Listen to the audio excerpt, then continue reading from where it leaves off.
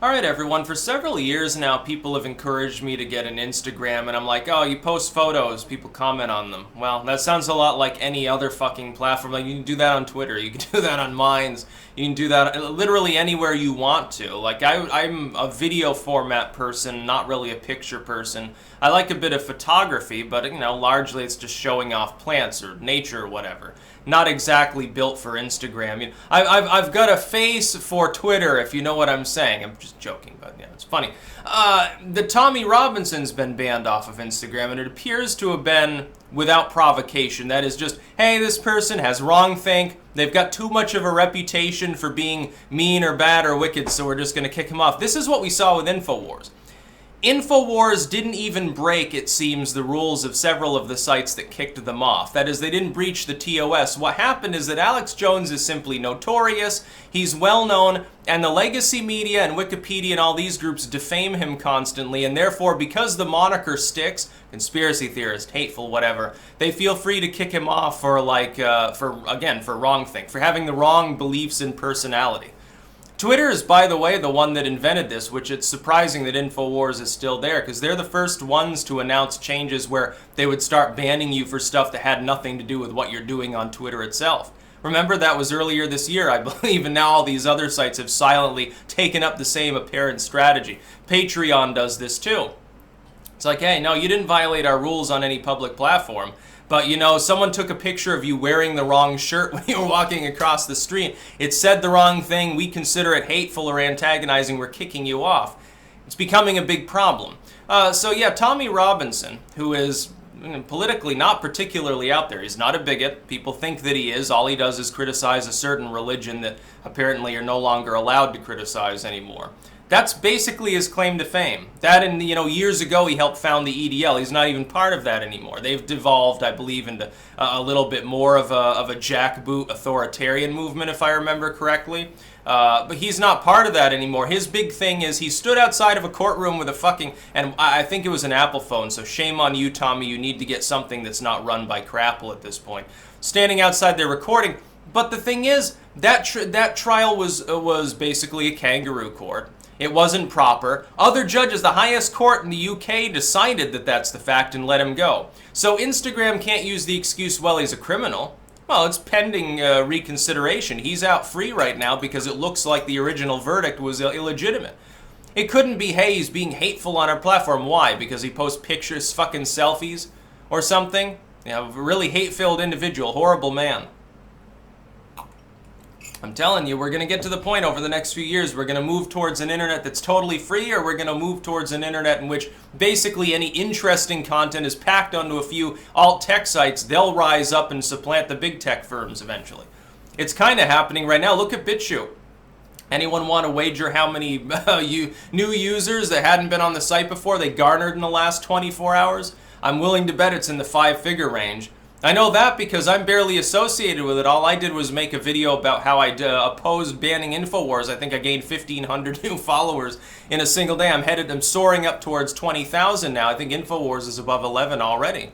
In a single day, up from like 7,000 the day before. Gab's exploding with growth.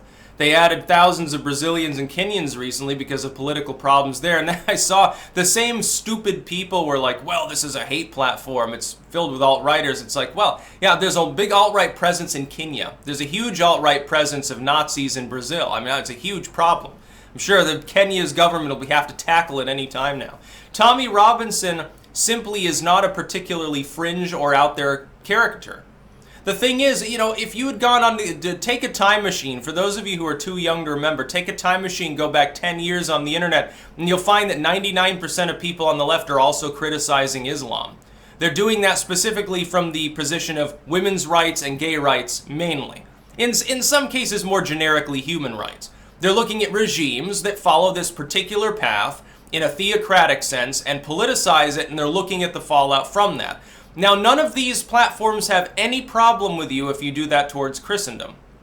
And I've done that before, many, many times, because I say, well, insofar as Christianity overlaps with states, it seems to cause an awful lot of problems. You know, like in some of these West African countries where 99% of the population is like Catholic or something, and then it intertwines with government and it intertwines with local superstitious practices, and then all of a sudden epileptic kids are getting left by the side of the road as witches and stuff, and people are getting hanged or burned at the stake. Like it's the fucking Renaissance all over again. And not much of a Renaissance at that. No, that's Christendom is involved there. To some theocratic degree, it's definitely involved with that kind of behavior. If you point this out, nobody cares. You're like, hey, hardline Christians in Poland want to ban abortion. No, nobody has a problem. You're criticizing, you're saying fuck the church. Nobody cares. Not hate speech. It's not a problem.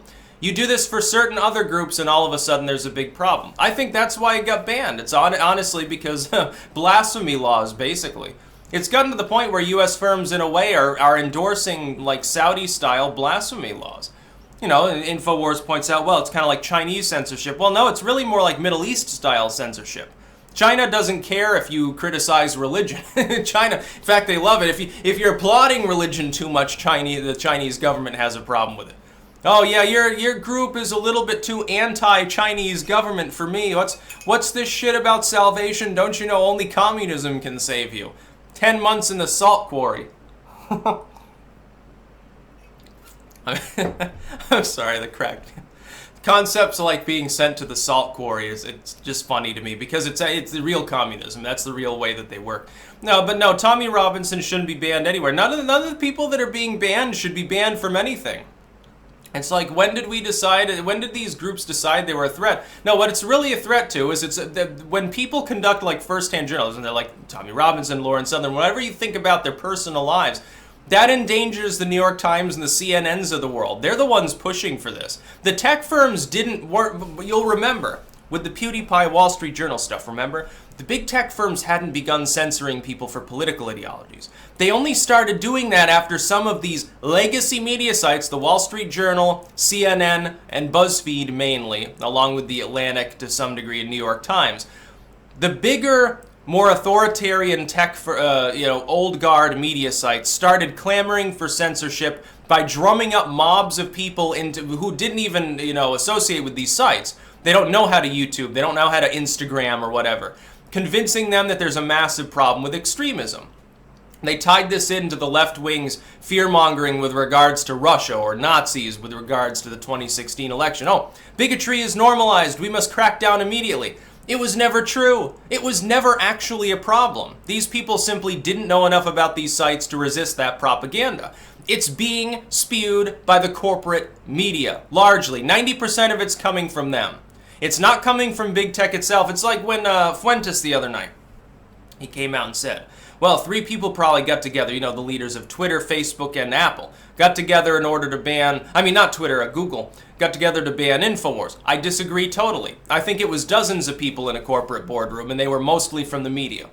Those that weren't were from NGOs. They're the ones that leaned on them. They leaned on all these groups on the same day to kick InfoWars off. They said, enough is enough. We will blackmail you. They're literally attempting to blackmail the big tech firms, I think.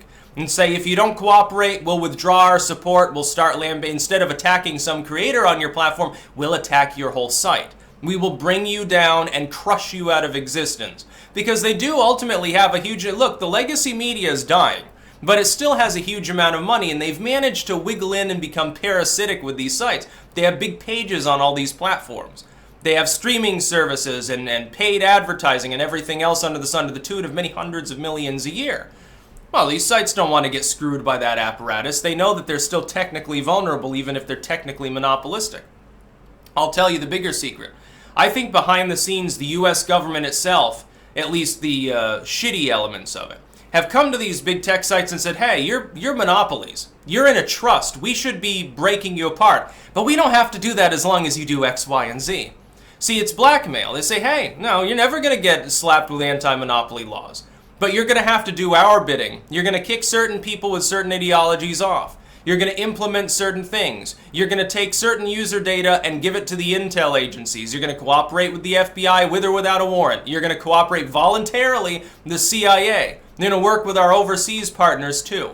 Don't rock the boat politically. Hey, this user's causing too much trouble, kick him off. I honestly believe that that's what's happening. I think it's nasty elements within government as well as within the corporate media, along with their NGO and a handful of corporate partners. It really is. It's an entrenched power structure, and they're all failing right now because, like, politically, the establishment's eroding. They're eroding because of their own stupidity, largely. The established media is dying. Nobody trusts them. They're losing audience left and right. It doesn't matter. Even those that have made kind of a successful transference to the online world are still like, hey, our page is 100,000 followers. Great, I've got 250,000 subscribers. I'm one person. You've got $100 million budget, and you can't even accomplish that. Screw you. The NGOs are falling out of favor. When people talk about how pernicious these NGOs are, realize that they were at their peak kind of in the late 80s and into the 90s, during the Satanic Panic era.